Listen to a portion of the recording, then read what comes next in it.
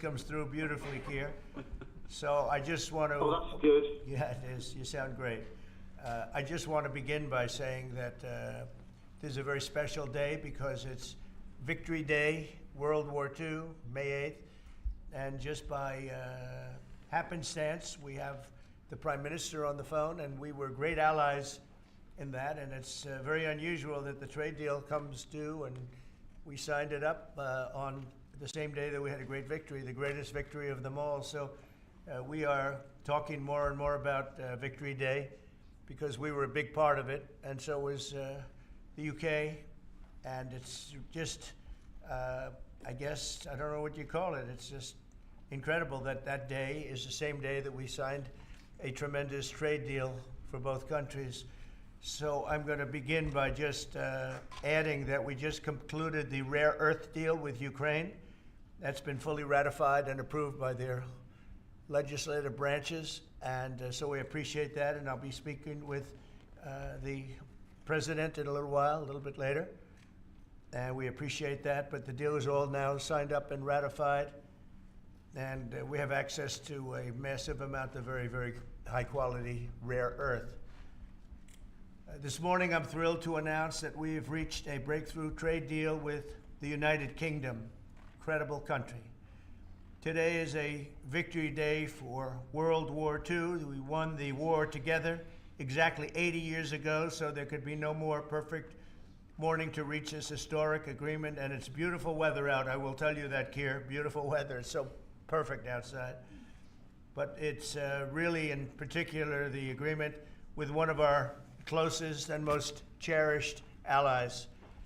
And we're so happy that that's the way it worked out. I want to thank Prime Minister Starmer and his very talented team for their outstanding work and partnership. Today's agreement with the UK is the first in a series of agreements on trade that my administration has been negotiating over the past 4 weeks. With this deal, the UK joins the United States in affirming that reciprocity and fairness is an essential and vital principle of international trade. The deal includes billions of dollars of increased market access for American exports, especially in agriculture, dramatically increasing access for American beef, ethanol, and virtually all of the products produced by our great farmers. And our Secretary, as you know, of Agriculture is here. Brooke, thank you very much for being here. Good day. Thank you, sir. You'll let the farmers know. In addition, the UK will reduce or eliminate numerous non-tariff barriers that unfairly discriminated against American products, but this is now turning out, I think, really to be a great deal for both countries because it'll be really great for the UK also. So they're opening up the country. Their country is a little closed, and we appreciate that. They'll also be fast-tracking American goods through their customs process, so our exports go to a very, very quick form of approval, and there won't be any red tape. Things are going to move very quickly both ways. The final details are being written up in the coming weeks. We'll have it all very conclusive, but the actual deal is a very conclusive one. We think just about everything's been approved. So good for both countries, and we'll also receive new market access for American chemicals, machinery, and many other industrial products that weren't allowed, and they'll end up getting products that they'll be able to price, and if they like them better and we make great products, they'll be buying those products, but they were not available in the UK. Furthermore, in a historic step, the deal includes plans that will bring the United Kingdom into the economic security alignment with the United States. That's the first of its kind. So we have a big economic security blanket, and that's very important, and we feel very, very comfortable with that because it's been a great ally, truly one of our great allies. I mean, a lot of people say our greatest ally. I don't want to insult people by saying that, but I can say it's certainly one of our greatest, and right at the top, and they're the first one we're talking about. And by the way, we have many meetings planned today and tomorrow, and every country wants to be making deals. And we have a meeting, as you know, Scott will be going over to Switzerland on Saturday, and that'll be very, very interesting. Let's find out, but I think they want to make a deal very badly too. Both countries have agreed that the economic security is national security and will be working together as allies to ensure that we have a strong industrial base, appropriate export controls, and protections for key technologies and industries like steel. Steel is a big factor. Both countries will become stronger with steel and things necessary for military. You know, we used to build ships and other things literally at a level that nobody's ever seen, and we've eased up, and I would say that the UK certainly eased up, but now we're going to be uneasing both, and we work together. Once again, I want to thank Prime Minister Starmer. He's been terrific for his partnership in this matter, the special relationship and external bond. It's really an external and an internal bond between our two countries will soon be stronger than ever before, and we really do. We have a great relationship. I want to just say that the representatives of UK have been so professional, and it's been an honor doing business with all of them, and in particular the Prime Minister. And I'd like to introduce him now to say a few words. Mr. Prime Minister, please take it away. Thank you, Mr. President, Donald. And this is a really fantastic, historic day in which we can announce this deal between our two great countries. And I think it's a real tribute to the history that we have of working so closely together. Can I pay tribute, Donald, to your negotiating team as well, particularly yes. Howard and Jameson, who've done an incredible job, a very professional job, and my team as well. Two negotiating teams have worked at pace now for a number of weeks to bring in this deal today. Really important deal. This is going to boost trade between and across our countries. It's going to not only protect jobs but create jobs, opening market access. And as you say, Donald, the timing couldn't be more apt, because not only was it 80 years ago today that victory came for Europe after and at the end of the Second World War, but of course on that day the UK and the US stood together as the closest of allies. And Donald, I think even down to the hour, because you may or may not know that it was about this time of day, exactly 80 years ago, that Winston Churchill announced victory in Europe, and that led to great celebrations across Europe, across America, but particularly in the United Kingdom. Literally people going out into the street, putting bunting up, going up to the palace. And so to be able to announce this great deal on the same day, 80 years forward, almost at the same hour, and as we were 80 years ago, with the UK and the US standing side by side, I think is incredibly important and makes this truly historic. That close relationship has endured over those 80 years. As you know, Donald, when it comes to defence and security and intelligence sharing, of course, there are no two countries that are closer than our two countries. And now we take this into new and important territory by adding trade and the economy to the closeness of our relationship. It is built, as you say, on those notions of fairness and reciprocal arrangements. We've always had a fair and balanced arrangement between our countries. This builds on that, hugely important for sectors like car manufacturing and for steel and aluminium and so many others. And yes, we can finish hammering out some of the details, but there's a fantastic platform here, including, of course, on the tech side, where I think I'm right in saying we're the only two Western countries with trillion-dollar sectors when it comes to tech. And in the end, it comes down to, as you say, Donald, economic security is national security. On national security, we've been absolutely the closest of allies for so many years, keeping the peace through that close alliance, that friendship. And now we add to that this deal on trade and the economy. And I want to thank you for your leadership on that, Donald, and for the way in which your team have negotiated this. And I'm so pleased that we've got this deal, we've finalised it, and we've built an incredible platform for the future. So thank you so much. Donald, I'm now going to go and do a press conference. I think you have your press in with you. But on the details, I think if you've got Howard, we can deal with that through one of my team. That's great. Well, Mr. Prime Minister, thank you very much. It's an honor. We're going to have a continued, maybe a better relationship than ever before. You know, I don't know if the media knows, but the U.S. and U.K. have been working for years to try and make a deal. And it never quite got there, but it did with this Prime Minister. So I want to just congratulate you. Well, with this President, this Prime Minister, we've managed to achieve what many people have tried to achieve for many years. That's right. And I'm really pleased, and it feels completely historic and on a special 80-year anniversary as well. So, Donald, thank you so much. It's really good to have got this deal over the line. Tribute to both teams, tribute to our countries, and tribute to your leadership. Thank you. Well, it really is a great thing. And you go do your press conference, and I'll see you soon. Maybe speak to you later. But thank you very much. An incredible thing. I can't tell you that for so many years, even as I sat, everybody talked and talked and talked about a deal with, it just seemed like a natural deal, but it was not done. But now it was done with us. So I feel very proud to have been a part of it. Keir, thank you very much.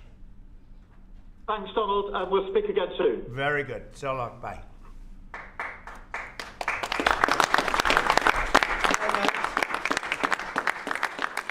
That's very nice. Why don't I do this? Why don't I have our Secretary of Commerce, Howard Lutnick, give a little description of the deal pretty quick, and then the good side, the very nice side, we'll be speaking about it also, maybe, from so you get a pretty equal. I think it's a very, it's just been a deal that was, we thought, very complicated. It became very simple. It's opening up the country that we really didn't have the kind of access to that I would have thought. I was surprised.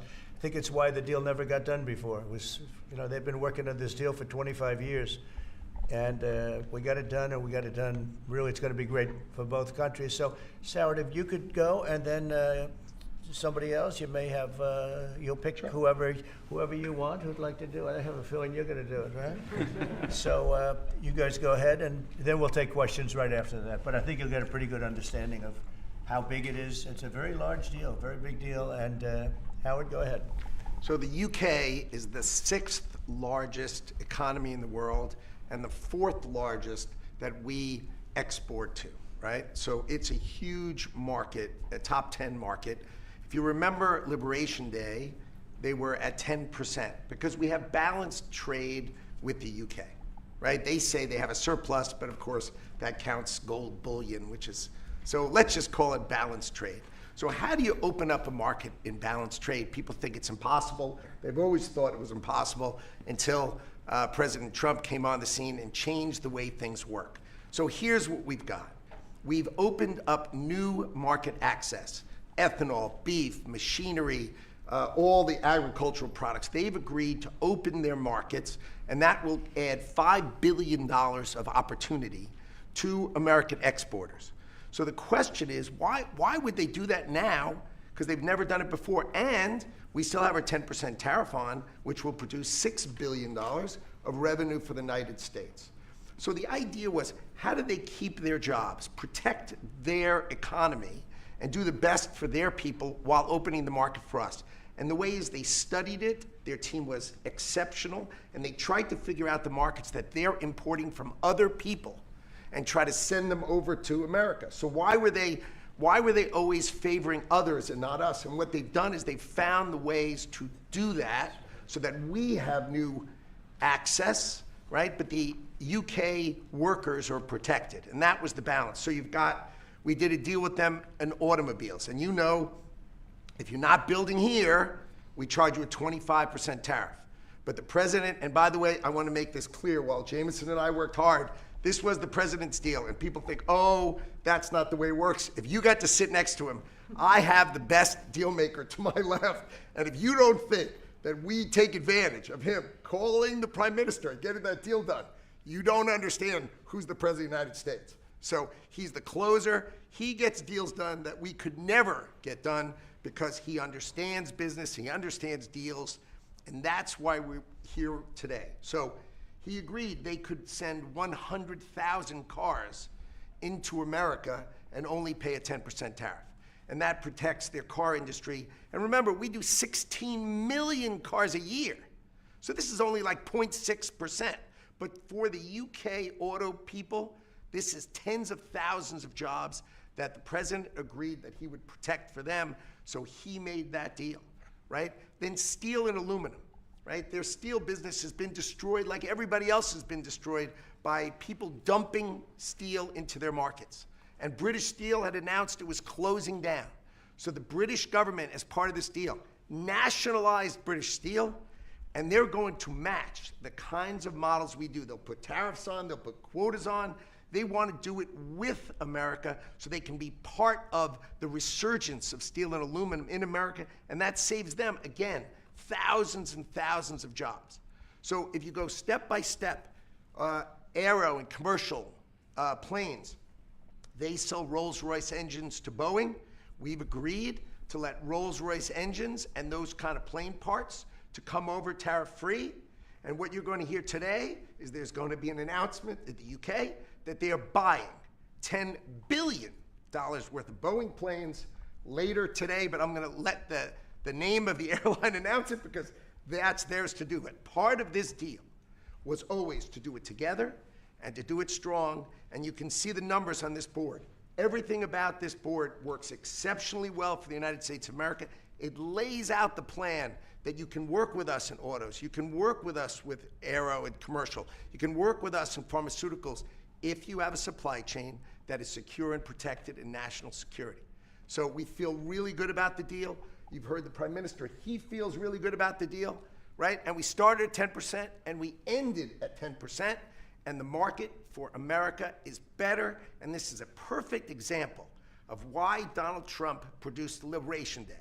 People don't understand he gets things done in a matter of time. This would have taken Jameson and I 3 years, maybe, and instead we got it done in 45 days, certainly, because we work for Donald Trump. So Jameson, my partner in all this, maybe Jameson, you'd like to talk a little, and then we'll turn it over to the UK. Sure, happy to do that. Everyone has had great remarks. I just have to echo the President and the Prime Minister when we talk about VE Day. This is something we've been waiting for decades, and there is no more appropriate day to do this. And when we step back and we look back a few weeks from now or months from now or years from now, we're going to look back at this day and better appreciate the significance, I think. And I'll just say as well, in terms of negotiating, I mean, the UK negotiators, you know, we've got one right here, did an incredible job, right? This is why you win wars, right? When you act like this. And the ambassador, he knows more about trade than a lot of us here based on his background. And I would say on this deal, Mr. President, what we've shown is that it is time to change the way we do trade. People said we couldn't do a global tariff. We did a global tariff. They said no one would want to deal with us. People want a deal. They said no one give offers. You saw that stack of offers I showed you yesterday, all those countries. Said we wouldn't get deals, and here we are with a deal with the 6th largest economy. We've agreed to have fair and reciprocal trade, and we've done it in record time. Thank you very much. Sir. Great job. Thank you, sir. Mr. Ambassador, please. Well, Mr. President, thank you very much indeed in hosting us this morning. And thank you very much indeed also for that very typical 11th hour intervention by you with your phone call to the President, demanding even more out of this deal than any of us expected. So thank you for that. The Prime Minister was delighted, obviously, to take that call late at night. But you took it to another level, and I think the point I would make is twofold. One is that if we're going to rebalance and rebuild international trade in a way that serves all our interests, then we're better doing that together than separately and apart, and that's what we're on a mission to do. But secondly, you've done what you said you would do. You said to the Prime Minister when he came and we visited in the Oval that you would do a good trade deal with the United Kingdom, that you would do it at pace, and that we would be first. And you have delivered that. You know, you've been true to your word. So thank you very much indeed for that. For us, it's not the end. It's it's the end just of the beginning. I mean, there is yet more we can do in reducing tariffs and trade barriers so as to open up our markets to each other even more than we're agreeing to do today. But it also provides us with the platform, the springboard, to do what I think will be even more valuable for both our countries in the future, and that's creating a technology partnership between the United States and the United Kingdom so that we can harness science and technology in order to create future industries and future jobs, and to do that together in the way we work so closely already in the national security and defense area. We can just take that to yet further areas of science, enterprise and endeavor. So we're looking forward to doing that in the coming months. You've launched us extremely well today. It just, in my view, as the Prime Minister has said, just shows what two countries who trust each other, who are confident in each other and are familiar with each other can do, not just for ourselves, but for those the rest of the world who need to benefit from a bigger and better international trading system. Thank you very much. It was beautifully stated. What a beautiful accent, too. I'd like to have that accent. Thank you. My mother would be proud. Thank you very much. Any questions? James Matthews from Sky News. Yes. Can I ask, why Britain and why now? And you've described this deal as a full and comprehensive deal, and yet we've just heard from Mr. Mandelson, it's the end of the beginning. Clearly, there's much more work still to do. With respect, are you overstating the reach and significance of this deal because you're a president who needs a result at a difficult time? I think that it's a great deal for both parties. It's for us. We're opened up. I didn't know how closed it was. Quite closed, the market, as you know, the UK, and it opens up a tremendous market for us, and it works out very well, and a lot of assets. You see the chart, and those are tremendous assets. But we've been trying, and when you say why us, meaning your country, we've been trying for years, and they've been trying for years to make a deal, including when I was in the, first term. It would always be people talking, but they weren't getting it done. But for 25 years before that, they were trying always to make a deal, a very significant deal. I actually, until I looked at the numbers, I didn't realize this is a very conclusive deal, but we think we can grow it even from that. But this is a maxed out deal, not like you said it. You said it really incorrectly. This is a maxed out deal that we're going to make bigger, and we make it bigger through growth. But we have tremendous assets involved. I was surprised to see how big your country is in trade, actually. One of the biggest in technology and so many other things. It's agriculture. I really didn't know. It's depending on your definition, it's from 4 to 5 to 6. That's pretty big in the world. So I was very impressed by that. But we're going to take it to new levels. It's a very big deal right now, but I think it is going to grow just of its own volition. It's going to grow, and over time there'll be changes made. There'll be adjustments made because we're flexible. We'll see things that we can do even better. But it's very conclusive, and we think everyone's going to be happy, and the people of your country are going to be very impressed with the result, and they'll be able to buy from more people. They'll be able to price things differently. They'll be able to get some products that aren't available to them now that we make better than anybody in the world. And it's just something that it's a great thing that it came together. It's so nice because we have many countries want to make a deal, and many countries are very unhappy that we happen to choose this one, to be honest with you. But it's a long time, our oldest ally, or just about. I guess a couple of people claim that too, but let's put it right at the top. I think it's going to be something very special for UK and special for the United States. Mr. President. Yeah, please. Thank you, Mr. President. Reagan Reese with the Daily Caller. How close are you to more deals, and when do you expect the next to be announced? Well, very close. We have numerous deals. I know Howard's going back. As soon as this is finished, your press conference, he's got numerous. And Scott, who's right over here, who's fantastic, by the way. You were great on television this morning. I watched you. That was you gave them a little lesson in the world and economics. But Scott's going to be going to Switzerland, meeting with China, and you know, they very much want to make a deal. We can all play games. Who made the first call? Who didn't make the? It doesn't matter. It only matters what happens in that room. But I will tell you that China very much wants to make a deal. We'll see how that works out. Every country throughout the last 40, 50 years has literally ripped off the United States on trade, on military, on protection, on all the different things. And we are now making fair deals. And in this case, it's great because we really weren't very much involved. You have the European Union, which is, I think you made the right decision years ago. I don't know if you remember, I was opening up Turnberry the day that you were voting. And they asked me, would it happen or would it not happen? I said, no, I think they're going to go their own separate way. I think it's better for them. And they did. I think it's going to end up being a very smart decision. But a big part of that decision was always that you'd be able to make a deal with the United States. And they were unable to do that. But now they made it. And it's a tremendous, it's very important. That was always a big part of your decision on Brexit. And they were never able to make that deal. It was a tough one. And this one it's amazing with time. This one just went very smoothly, went quickly and smoothly. And a lot of common sense, as I like to say. It's tremendous common sense, but it's going to make your country much bigger in terms of trade, and it's going to make our country much bigger in terms of trade, too. Yes, Thank you. For Go ahead, behind you. Okay. Tom Bateman at the BBC. Thank you, Mr. President. You mentioned meat. You're with who? The BBC. Oh, good. Very nice. They treat me beautifully. You mentioned meat and beef exports. The UK currently doesn't accept American beef because of its own food standards. Are you calling on the UK to accept all American beef and chicken products?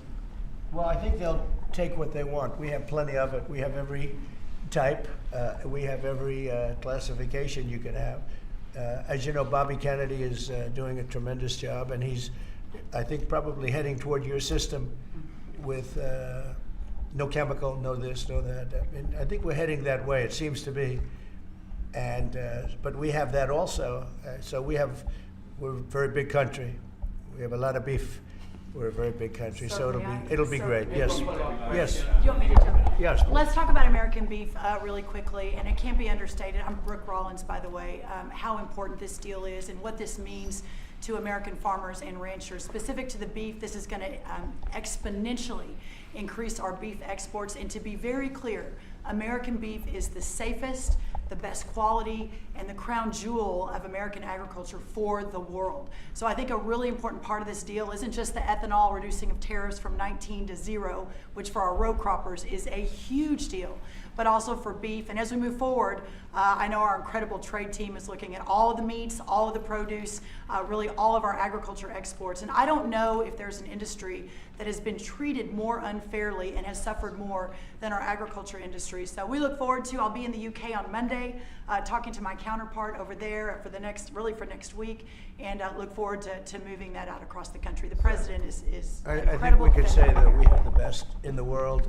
best tractors, the best everything in the world, and they say that our agriculture is, second to none. You understand, and it'll be a great asset. People are going to be able to have options, choice, and they'll have more of it, and that usually means lower prices. How about we'll do you and then you? Go ahead. Follow-up question for the Italian TV, Daniele Compatangelo, LA7, TV 2000, Primetime Media. So congratulations for the deal. We see a big revenues from the chart. But what's the rest of Europe? It's a victory day, but other European countries, it seems like they're losing the train. We intend to make a deal with Europe. We have found that the European Union treated us extremely unfairly, very difficult, and hurt themselves in doing so. And they very much want to make a deal. We'll be dealing with them. We are dealing with them currently. So that'll cover pretty much the rest of it. but this was separate because of Brexit in particular. This was a separate deal. It always seems so natural. I mean, all the media would say that this seemed to be like, why did this happen 25 years? Why didn't it happen a long time ago? And it was always amazing to me. Somebody would say, hey, we got to make a deal. We have to make a deal. But this deal just fell into place. The Prime Minister did a fantastic job.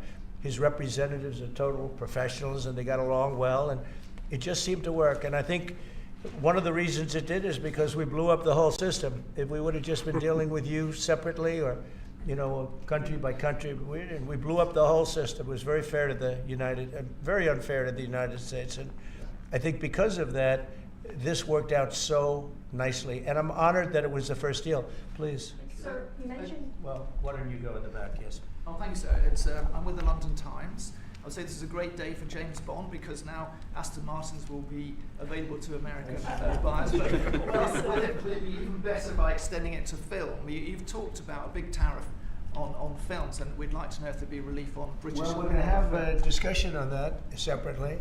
And as you know, we're putting tariffs on that particular film, you said, the movie makers. And we're going to be doing some tariffs to get them because a lot of them have left this country.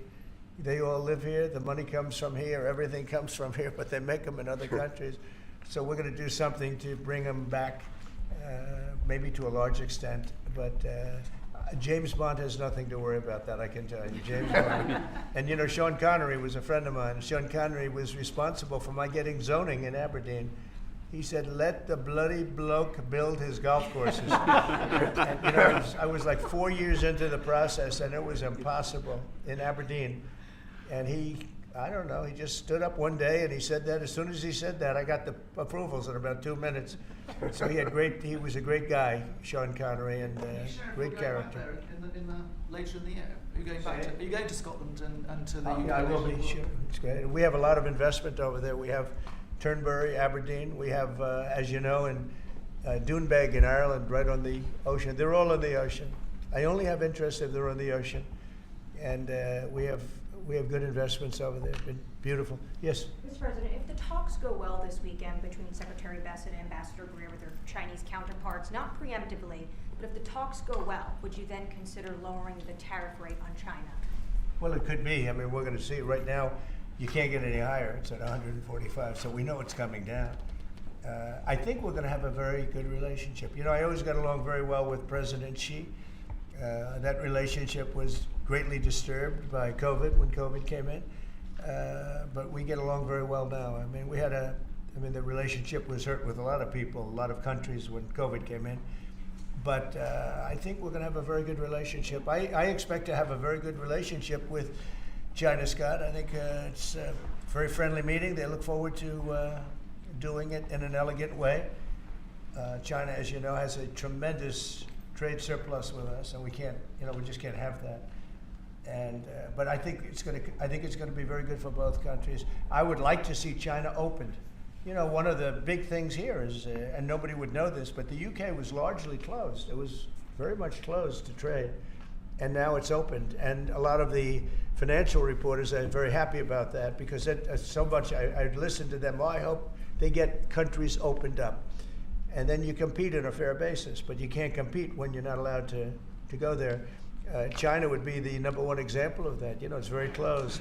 We almost had it last time before COVID, and that didn't work out.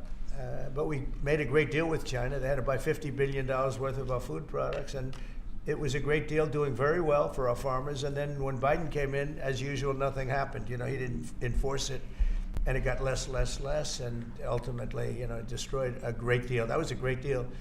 But no, I think that we're going to have a good weekend with China. I think they have a lot to gain. I do think they have far more to gain than we do, in a sense. But we're going to have I think we're going to have a very good weekend. Will you speak to Xi after the weekend talks? I might, yeah, sure. Depending on what Scott says, we Scott is doing certain countries, and Howard's doing certain countries. I mean, I wish I had like 10 more of each. Then we could do them all at one time. But there will be a time we'll do a number of them, and then there'll be a time. I think I can say this, Scott and Howard, where we're just going to say, because we understand the countries, we understand what they want, where we're just going to make the deal. In other words, we don't need the country involvement because we've already had it. And we'll say this particular country, which had big surpluses, let's say, we had therefore deficits, that this particular country is going to pay a 25% tariff or a 30% or a 50% or 10% or whatever it may be. This was, I think we should explain it now, Howard. One of the things we did here that we'll rarely do is on cars, we took it from 25 to 10 on Rolls-Royce because Rolls-Royce is not going to be built here. I wouldn't even ask them to do that. You know, it's a very special car, and it's a very limited number too. It's not, you know, one of the monster car companies that makes millions of cars. They make a very small number of cars that are super luxury, and that includes Bentley and Jaguar. So we have some very special cars. So in order to help that industry, and that's really, you know, handmade stuff. And they've been doing it for a long time in the same location. And I said, yeah, that would be good. Let's help them out with that one. But that's different than a car company that comes out and makes millions of cars, which they'll be doing in our country. They're going to build, we have many factories, car plants being built or going to be built very soon. I think we can say that we'll be close to $10 trillion of investment. I think we're actually at that number now if you add up some of the ones we haven't heard about yet. I mean, we have some going up right now. They have plants going up, and they haven't even spoken to us. They're doing it because of the tariffs. And tariffs have always been used against us, and I never understood. I used to sit back. As you know, China paid hundreds of billions of dollars in tariffs when I was president. But until then, China never paid anything. And, you know, they really did a big number on us from the standpoint of trade. But we are using tariffs now for our benefit. And we have now close to $10 trillion. Think of that, $10 trillion. If you look at the past administration, and we're talking about over, you know, essentially 2 months, because we could say 3, but it took a little while to get the office in perfect shape, right? It took a little while to get things done. But once we started, when you think of that, close to $10 trillion of investment, you've had years where the United States wouldn't do that wouldn't do $1 trillion in a year, wouldn't do anywhere near $1 trillion. We did $10 trillion in 2 months. So it's amazing what's happening. We're getting calls from, and that has to do with chips, has to do with cars. We used to make chips. We had Intel, and we used to make chips. We had a monopoly on chips. Everything was made here. And now, over a period of years, because of presidents that didn't know what they were doing, they allowed that business to be stolen from us. Most of it moved to Taiwan. And you probably were in the same position, right? Because you had a lot of the chip-making capacity, but they moved it in. And if we would have said, that's fine, if you want to move it to Taiwan, that's good, but if you want to sell back into the United States, we're going to put a 50% or 100% tariff on, they would have never left. But we had people sitting here that didn't understand that, and it's too bad. But now they're coming back, because I'm saying it about 40 years too late, but they're coming back. As you know, we have the biggest chip makers in the world spending, in one case, $300 billion, in one case, $500 billion. Same as Apple, and in another case, $200 billion. And we're going to have a large share, a very, very substantial share of the chip-making market. You said this weekend is going to be a friendly visit, but do you expect that it will just be a formality to break the ice, or are they going to get into substantive negotiations? I believe so, yes. I believe it's substantive, yes. I think people like to say, yes, we're having a meeting to meet. Well, we're meeting, so what are we going to do, talk about meeting again? So I think it's going to be substantive. I think we can say that, right, Scott? Very substantive. Now, China wants to do something. And look, they have to at this point. You know, essentially, they made $1 trillion a year, and now they have absolutely, you know, no business because of the tariffs. They have no business. And they want to have business, and we want them to have business. We want them to do well. We want them to do very well. So I think it's going to be very substantive. Because business has slowed down, as you mentioned. In China. But we're seeing, as a result, the ports here in the U.S., the traffic has really slowed, and now thousands of dock workers and truck drivers are worried about their jobs. Yeah, no, that means we lose less money. You know, when I see that, that means we lose less money. Look, China was making over $1 trillion, 1.1 trillion, in my opinion. You know, different numbers from 500 billion to 1 trillion or 1 trillion one. I think it was 1.1 trillion. And frankly, if we didn't do business, we would have been better off. Okay, you understand that. So when you say it slowed down, that's a good thing, not a bad thing. But we're going to make it so they can. I'd like to say they can do better, actually, in terms of the bottom line. We'd like to see China opened up so we can compete in China and, give people something that they've never had, access to something. That'd be great for the world. It would be great for our businesses. And I think it would be great for friendship. I really expect a lot of people think I'm a militant guy. I'm really not. I think that trade can bring a greater friendship with China. It can be something good. But, one of the things that I know Scott's going to be talking about very high on the list is open up and let our businesses go into China, because when you talk about a closed country, that's a really closed country. And I think it would be great if it was opened up. It would give people a lot of choice and would create a lot of jobs, a lot of everything. So I think it would be a great thing for China. And that's going to be one of the things we'll be discussing, like we discussed with UK. Yeah, please. So what does Britain have to do for you to drop the baseline 10% tariff that you're maintaining? Well, I think that's set because that has to do with a lot of different things, including past. There are a lot of past things that we talk. This is very inclusive. We included everything, and that's pretty well set. Yeah, please. Yeah, Mr. President, the 10% baseline tariff remaining in place, is that a template for these future trade deals? You say you're going to keep it here. No. Is it going to stay in every case? No, that's a low number. They made a good deal. Some will be much higher because they have massive trade surpluses, and in many cases they didn't treat us right. One thing with UK, they had it somewhat closed, not like a China as an example, but they always treated us with great respect. So they treated us with great respect. The template of 10 is probably the lowest end, and therefore they made that deal. But they we've had just a very special relationship with them. Like, I won't do that deal with cars. I mean, unless somebody shows me that there's another kind of a car that's comparable to a Rolls Royce. And there aren't too many. This is a good commercial for Rolls Royce. They're going to order a lot of cars. Mr. President, I wonder whether you'd like to buy. Well, the last time this happened, I ended up. I would be happy to suggest a discount, obviously a very modest discount. We have to protect our profit margins. I've had many of them, actually. The last time that happened, I ended up buying a Tesla. Go ahead. Thank you. Mary Margaret Olahan with Daily Wire. I had a question about the UK deal today. I heard there was talk that part of the agreement would depend on whether the UK would respect free speech and freedom of religion. I know the VP is really interested in that and talked about that earlier this year. Was there any assurances that you guys got on that front? You want to handle that? Yeah, that was not part of the conversation. Our conversation was an economic conversation from start to finish, closed by the president yesterday. This was a business deal, open their markets, and also protect their workers, grow our markets, and help our workers. This was about business religion. Business is sort of a semi-religion, but not nearly as important. I don't want to get myself into Go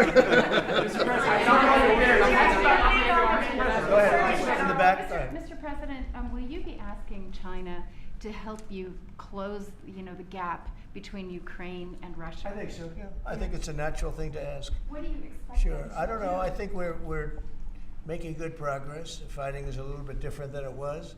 I think if we weren't involved, Russia would be, going at it to maybe get the whole thing. And without our involvement, they'd be able to get it, because we supplied a lot of different things, foolishly. But we've been sort of paid back by doing the rare earth deal that I talked about before. I think that I think that we will be very much involved in trying to get that bloodbath. It's a bloodbath. It's a horrible situation. 5,000. It's really more than that. But it's 5,000 soldiers on average a week, mostly soldiers, are being killed. Young, beautiful people. I mean, they're being killed. I see the satellite pictures coming back, body parts lying all over fields, heads and arms. It's so terrible. I've never seen anything like it, actually. And if we can get that stopped, that will be a great accomplishment. And we're trying very hard. And I think we're close. And Mr. Witkoff is talking constantly back and forth. He's a real professional who's got a great relationship with both countries. and I think we have a good chance. And likewise, we're trying to work on Iran to get that solved without having to get into any bombing, as we say, big bombing. I don't want to do that. I want them to work a deal. I want them to be very successful. Mr. President, Edward Lawrence from Fox Business. On the non-market barriers, how did you get the UK to bend, and what was the 11th hour deal or ask? Well, I think it was really just a part of the overall. I mean, they have so many things that are so good for them. It's going to be so good for the country, and that was sort of easy. It wasn't. We had non-market. I call it non-market or non-monetary trade barriers, and we had quite a few of them. Not nearly as bad as some countries. Some countries have, they have virtually no tariff, but the rest of it is so brutal you can't do business with them, right? So it's a very important question, actually. No, I think the overall deal just worked out very well from their standpoint. They were willing to give that in order to get other things, and you might want to speak to that, Mr. Abbas. Look, the point about the deal is that we will continue reducing tariffs and non-tariff barriers. This is a continuing picture. It's a movie. It's not a still picture here. It's a movie. Yeah. It continues. And we're both committed to freeing up trade between our countries. We're both committed to freeing up investment between our countries. And the point about this deal is that it provides a very good template and a very good launch pad for what we can continue to do and build on in the future. And that's what we're both determined to do. Many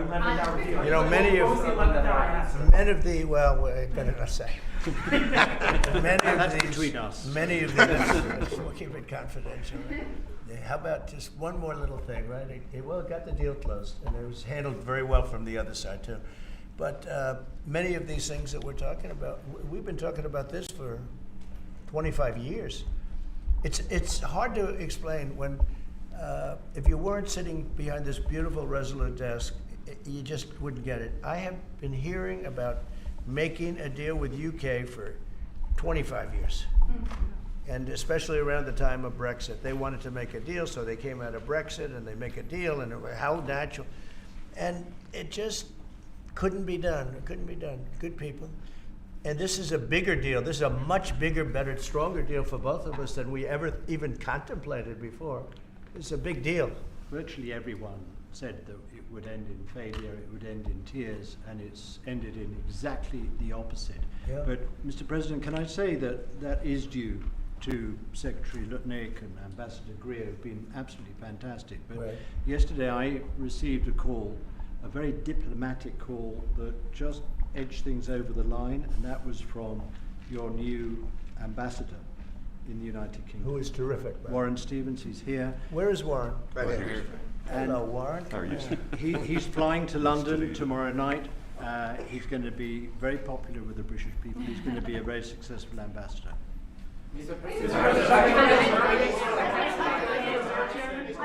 And? Were you disappointed? And? He's got plenty of cash. That guy's plenty of cash.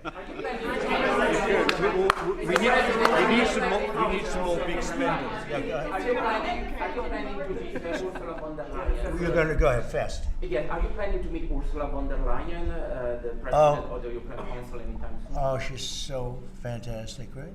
She's so fantastic. I hope we're going to meet. Yeah, the answer is yes. I saw her a few days ago. And I think that we'll definitely meet, yeah. The European Union is a big thing. They want to make a deal very badly. You know, everybody wants to make a deal. Look, everybody wants to make a deal with the United States, and we're doing that, and we're going to make fair deals. I'm just honored that this was the first one. Go ahead, please. The Federal Reserve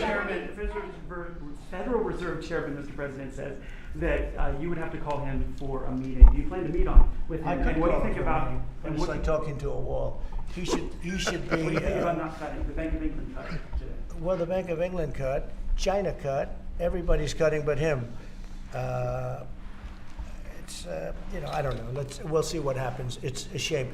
I call him Too Late, Too Late Powell. That's his nickname, and it's a shame. It's ridiculous. So meeting, he's always too late. But in this case, it's not going to matter that much because our country is so strong we're so powerful in terms of economic strength and what we've done. And I'll tell you what, if we didn't have our first term, you wouldn't be. We created things in the first term. We cut more regulations than any president in history. We cut the taxes more than anybody in history. And a very big factor is going to be the tax bill that we have right now, the one big beautiful bill, as we call it, which is all-encompassing, the biggest tax cuts ever in history, bigger than even the first time, and the incentives, even great for the UK, because it'll make us so strong that we're going to be doing more business with you. It's a very important element for taxes, for every aspect, regulation cuts. That bill is, I believe it's the biggest bill of its kind ever in the history of this country. And Speaker Johnson and Leader Thune have done an incredible job. I mean, I'll let you know we have to get a vote, but we have a lot of support for that bill. And if that happens on top of all of these trade deals that we're doing, this country will hit a point that you better go out and buy stock now. Let me tell you, this country will be like a rocket ship that goes straight up. This is going to be numbers that nobody's ever seen before. That's a very important element of all of this. You know, if we get that, if you don't, and the Democrats are fighting it only because they want to fight. They have Trump derangement syndrome. You know, if it was somebody else, they wouldn't fight. If you had a normal person, if you had some stiff sitting behind you, they'd be fine. But they have Trump derangement syndrome. You know, Senator Schumer's become a Palestinian. He's welcome. I don't know when they're going to give him the ceremony, whatever the ceremony may be. But it's terrible what's happened to the Democrats. So very, very important element of everything, of what we're doing. Unrelated to today, but related in the sense that we'll do, if that passes, we'll do even more business with the UK. We'll have so much. It's the biggest tax cut in history. It's going to make our country zoom. It's going to be incentive, as you know, with the deduction for, basically for work. You work, you build, you plant, etc., your deduction. It's going to be the biggest, it's the biggest bill of its kind ever passed, maybe the biggest bill ever passed. That's why we call it the one big, beautiful bill. You just announced a new nominee for the U.S. Surgeon General who never finished her residency and is not a practicing physician. So can you explain why you picked her to be America's top doctor? Because Bobby thought she was fantastic. She's highly, she's a brilliant woman who went through Stanford, and as I understand it, she basically wanted to be an academic as opposed to a surgeon. I think she graduated first in her class at Stanford. And Bobby really thought she was great. I don't know her. I listened to the recommendation of Bobby. I met her yesterday and once before. She's a very outstanding person, a great academic, actually. So I think she'll be great. Mr. President, your nominee for U.S. Attorney of D.C., do you have a backup plan if this Senate does not? But he's a terrific person, and he wasn't getting the support from people that I thought. You know, he's done a very good job. Crime is down 25% in D.C. During his period of time. I'm very disappointed in that, but I have so many different things that I'm doing now with the trade. You know, I'm one person. I can only make, boom, I can only lift that little phone so many times in a day. But we have somebody else that will be great. I just want to say Ed is unbelievable, and hopefully we can bring him into whether it's DOJ or whatever, in some capacity, because really outstanding. It was, to me, it was disappointing, I'll be honest. I have to be straight. I was disappointed. A lot of people were disappointed. But that's the way it works sometimes, you know. That's the way it works. And he wasn't rejected, but we felt it would be hard. And we have somebody else that we'll be announcing over the next 2 days who's going to be great. With companies like Ford and Mattel recently saying they're going to raise prices on certain products, how long do you think the American public is going to be patient and wait for you? Well, I think they're saying that just to try and negotiate deals with me. They're not. Look, tariffs are the most misunderstood thing maybe in any form of business, anywhere in business. Oftentimes the country picks them up. Oftentimes the company picks it up. The people don't pick it up. Okay, the people don't pick it up. And if Ford did that, they wouldn't sell any cars. And if Mattel, I don't know, I'm not so sure. They also said they're the only country I've heard. They said, well, we're going to go counter. We're going to try going someplace else. That's okay. Let him go, and we'll put 100% tariff on his toys. and he won't sell one toy in the United States, and that's their biggest market. I heard that. I mean, I watched this guy talking about how I'm going to go counter. I said, well, I wouldn't want to have him as an executive too long. The Ford people I know very well, what they're doing is negotiating with us by saying that, but we don't think that's going to happen. Look, I put out a truth today, and it said that gas is down, gasoline is down, energy is down, groceries are down, eggs are down. I mean, eggs, thank you very much, but eggs are down. When I came in the first week, you guys hit me with eggs. I said, what the hell happened with eggs? Eggs were up like 170% and going up, and they said don't order any for Easter. And we were thinking about ordering plastic eggs like everybody was doing. And Brooke did a fantastic job, agriculture. Brooke did a fantastic job, and we had hundreds of thousands of eggs out here on the lawn just 2 weeks ago at Easter. But you take a look at the cost. Energy's down. Even interest rates are down. Now, if the chairman of the Fed, Jerome, if he would lower interest rates like China did, like I think UK did, but like numerous other countries have done, it's like jet fuel. It would be great. But he doesn't want to do it. I think he doesn't want to do it. Probably he's not in love with me.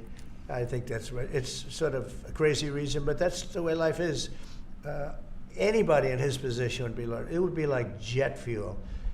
But even without that, we're doing well. But remember this, you know, I've watched you people reporting over the last few months that if we do this, you know, prices are going to go through. Well, groceries are down.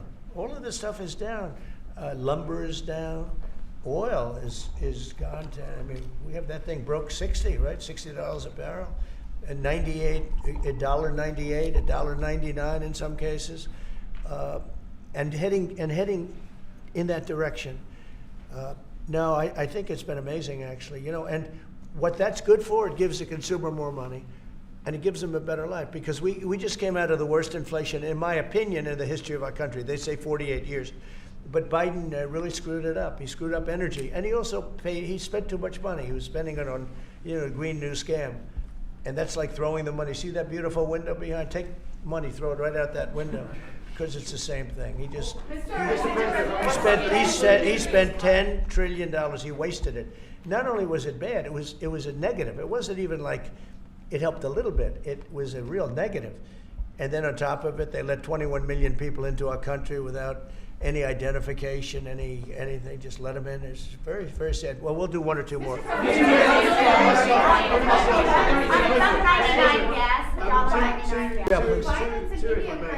ahead. Who are you with? I'm with the Daily Telegraph. Now, you know me from another I do. How concerned are you about the UK's reliance on China? Chinese money in the money markets, Chinese exports. We're not concerned. Is that something that came up in honestly, discussions? I'm not concerned about anything. If I was, I wouldn't even be here right now. If I was concerned about anything, and it wouldn't be that, but I wouldn't be here right now. No, we're not concerned. We're going to have, I believe, a very good relationship with China, and a fair relationship, and it'll get bigger and it'll grow. It'll grow. As an example, if they open up the country, that'll be the best thing China ever did for itself. They don't know that yet because, you know, it's been a different system. But that'll be the greatest thing that ever happened to China. The people will be happier. They'll buy for less. They'll see things that they never saw before, and they'll be buying them. And it'll really create great long-term peace. And if I could ask one of the Agriculture Secretary, actually, there's a lot of concern about chlorinated chicken, the import of hormone-treated beef. Has that question been addressed, resolved in these talks, or is that something for the continuing negotiations? Well, James. I would just say that it's very clear, and we have in the heads of terms that we are going to discuss all of these types of issues, and obviously the importing country, whether it's us or them, you got to follow the rules on those types of things. But our point is the rules need to make sure that they are based on science, and that's our expectation. We know the UK believes that too, so we want to come to an accommodation. We want the consumers in each country to be able to choose what they want and give them the information that they want. Okay. We have an incredible EPA led by Administrator Zeldin that is on this. So the talks continue, but we are very, very confident in our products, and what the President has done to open up the markets is unprecedented for these farmers here in America. Thank you. Message from Wall Street as they watched this. You saw the stock market decline sharply after Liberation Day, and it's rallied back since then. Well, now it's going to really rally because, don't forget they said this is all a pipe dream. And this is a tough one. This is, somebody would say, well, this is easy. This is much tougher, I think, than any other deal because they've been at it for so many years, decades, trying to make this deal. And it's very conclusive and it's a great deal and it's a very big deal, actually.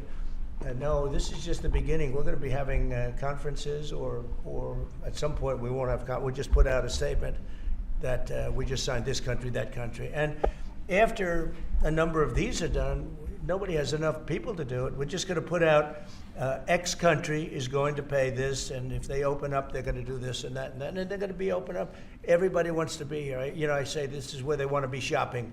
They want to shop in this country because we have the consumer, and we have the consumer like nobody else. And if this country went bad, the whole world would go bad. But we really saved it from going bad. Yeah, please. So can I ask you about the air traffic control issue? Are you looking at getting new software? I'm glad you asked me about it because I'm just going to be talking to now with the heads of the airlines and everything else. So I was all set before we had the rigged election to give out a brand new gorgeous system to one company that was going to do the whole thing, one of the best companies in the world that you know very well. There are 3 or 4 of them that do it. And when they took over, Buttigieg, who has no clue, he drives to work on his bicycle with his, in all fairness, with his husband on the back, which is a nice, loving relationship. But he didn't have a clue. This guy didn't have a clue. And he's actually a contender for president. Between him and Crockett, you can have that party. But he didn't know what he was doing. And he took what they call dry systems where you have wires in the earth, buried in the earth or whatever. And then you have the open air systems where you have satellites, and you can't mesh them. Anybody would know that if you went through about 2 months of study in school, if you studied that kind of thing. And he did. They spent tens of billions of dollars trying to take old, broken equipment and merging it into existing new equipment with brand new equipment. It's one of the greatest. They spent like $40 billion.